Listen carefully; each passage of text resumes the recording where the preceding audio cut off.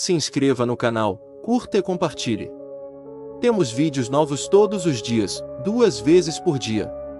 A noiva do trenzinho. A pequena cidade de Rochedo Velho parecia ter parado no tempo. Era um lugar em que os trilhos do velho trenzinho turístico cortavam o centro como uma cicatriz antiga. As crianças brincavam perto da estação desativada, ignorando os avisos dos mais velhos. Eles diziam que, quando a neblina descia espessa, uma figura de branco caminhava pelos trilhos com um buquê murcho nas mãos. A lenda era antiga, mas poucos ousavam repeti-la em voz alta. Diziam que era noiva de um maquinista morto em um acidente há mais de 50 anos. Seu nome era Elisa, e ela fora enterrada vestida de noiva, porque estava a caminho do altar quando recebeu a notícia do descarrilamento. Desde então, a cada sexta-feira de lua nova, ela aparecia buscando alguém para levá-la até o casamento que jamais aconteceu. Naquela noite, a neblina cobriu Rochedo Velho mais cedo. O céu se tingiu de chumbo e o ar cheirava a ferro e terra molhada. João, um adolescente curioso e entediado, decidiu explorar os trilhos abandonados com uma lanterna fraca e uma câmera velha. Ele queria gravar algo assustador para o canal da escola, sem acreditar de verdade nas histórias. Mas assim que atravessou a ponte ferroviária, o ar ficou pesado. O silêncio parecia comprimir seus pulmões. Ao mirar a lanterna nos trilhos, viu pegadas recentes. Molhadas, como se alguém tivesse caminhado ali há poucos minutos, mas o chão estava seco. Um som de sininho começou a ecoar ao longe, como se um trem estivesse prestes a passar, mesmo que os trilhos estivessem desativados há décadas. Assustado, João pensou em voltar, mas sua curiosidade venceu o medo. Seguiu o som até a antiga estação, onde a neblina se acumulava como um manto de algodão. Lá, viu uma silhueta parada sob o poste quebrado. Era uma mulher. Vestia um traje de noiva antigo, encardido e em frangalhos. O buquê em suas mãos parecia feito de ossos amarrados com fita vermelha. A figura não se mexia, mas seus olhos brilhavam, mesmo sem refletir a luz da lanterna. João tentou chamar por ela, mas sua voz falhou. O rádio em seu bolso, que ele nem lembrava ter levado, chiou violentamente. Uma voz feminina sussurrou: "Você me leva até ele?" E então tudo escureceu. Quando João acordou, estava deitado no trilho, com o rosto coberto de terra e folhas secas. A câmera não estava mais com ele. A única coisa ao seu lado era um pedaço de véu, preso entre os dormentes como se alguém tivesse sido arrastado para longe dali. A notícia do desaparecimento de João se espalhou rápido. Ele voltou para casa na manhã seguinte, mas estava em estado de choque. Não dizia uma palavra. Os médicos diagnosticaram um episódio de estresse pós-traumático, mas sua mãe jurava que ele repetia uma frase durante o sono: "Ela vai casar. Ela vai casar." 2 dias depois, a câmera de João foi encontrada no coreto da praça. Estava estranhamente limpa, como se tivesse acabado de sair da caixa. Um grupo de adolescentes que mexia nela por curiosidade descobriu o último vídeo gravado, e logo a cidade inteira falava sobre as imagens. No vídeo, João aparece caminhando pelos trilhos enquanto narra suas impressões.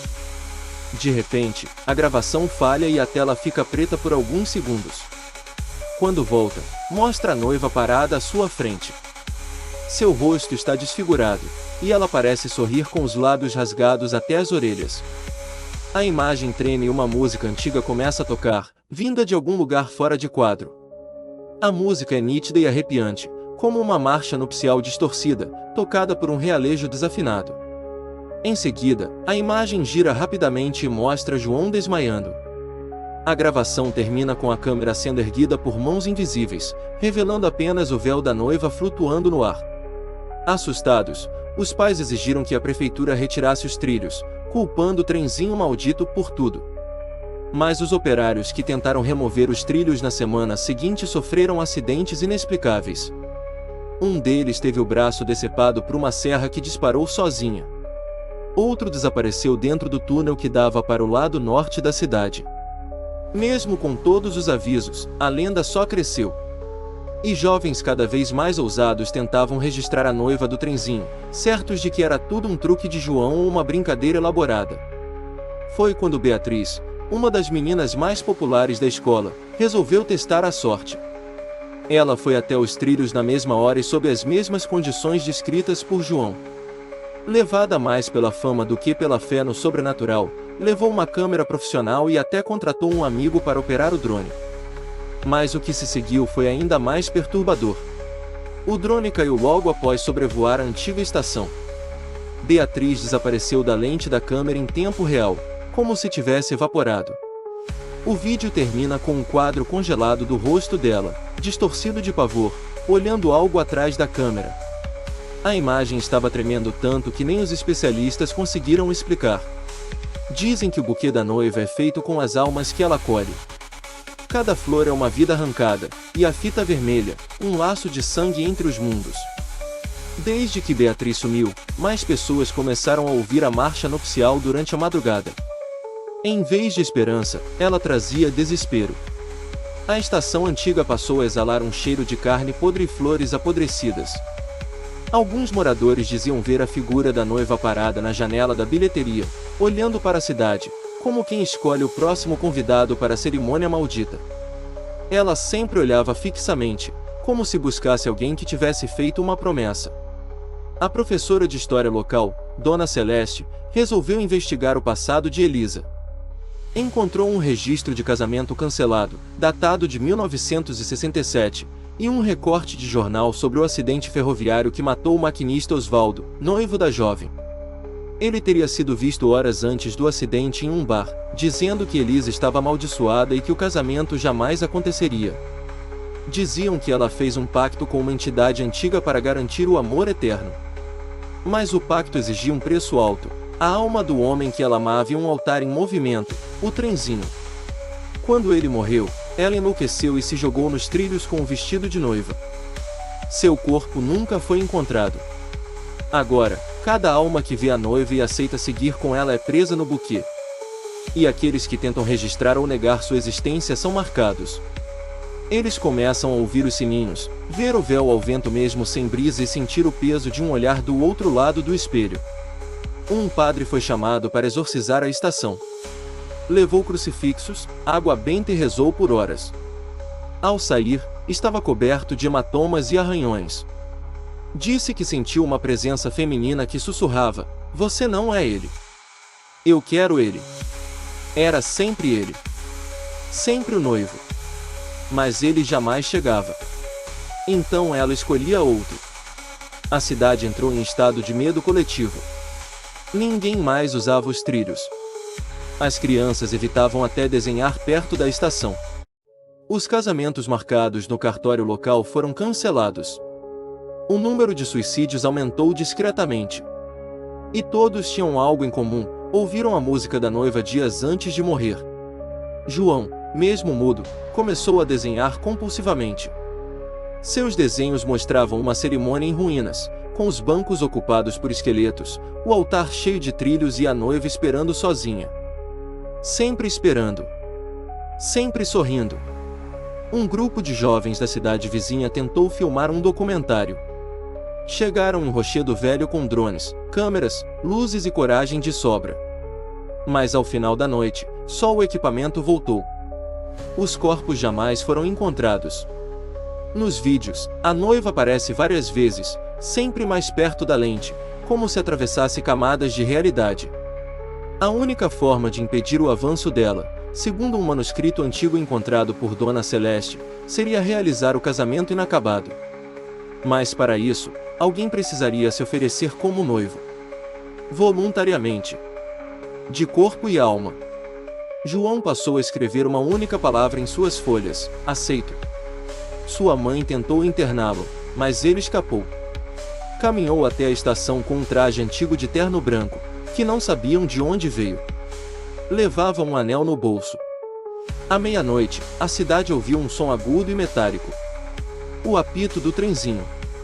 Pela primeira vez em décadas, os trilhos tremeram, e o velho trem apareceu, coberto de flores mortas. Lá dentro, João e a noiva dançavam. Mas ele chorava.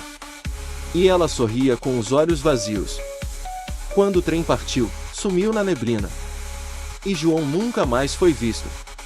Desde aquela noite, a cidade silenciou. A estação foi selada com cimento, mas o som do apito ainda ecoa às sextas-feiras de lua nova. A professora Celeste desapareceu semanas depois. Encontraram apenas sua aliança sobre os trilhos, envolta num lenço branco. Ninguém fala mais da noiva. Os vídeos foram deletados da internet por violação inexplicável de termos. Os moradores evitam qualquer menção, como se o simples ato de lembrar fosse suficiente para trazê-la de volta. Mas toda vez que a neblina desce e o som dos sininhos é ouvido ao longe, os mais velhos trancam portas e janelas.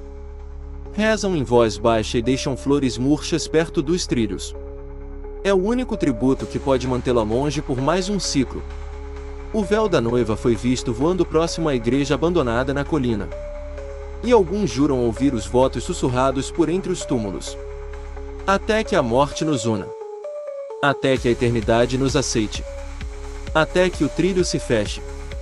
A história da noiva do trenzinho não é contada. Ela é sentida. Gravada nas sombras da cidade e nos olhos dos que viram. E todos sabem, o próximo noivo pode estar apenas atrasado. Ou a caminho. Talvez lendo isso agora. E se você estiver ouvindo a marcha ao fundo, reze para que ela esteja procurando outro. Porque se ela escolheu você, o casamento finalmente vai acontecer. E o altar já está em movimento. Se você sente que essa história merece continuar sendo contada, considere nos apoiar no Apoia-se. Com sua ajuda, podemos trazer mais histórias sombrias como esta à tona, explorando os mistérios que assombram nossa imaginação. https://apoia.se/aleatoriode. Faça parte do nosso grupo secreto do Telegram, faça sua carteirinha de fã enviando um e-mail com o nome completo e foto para o e-mail aleatoriodoriginal@gmail.com.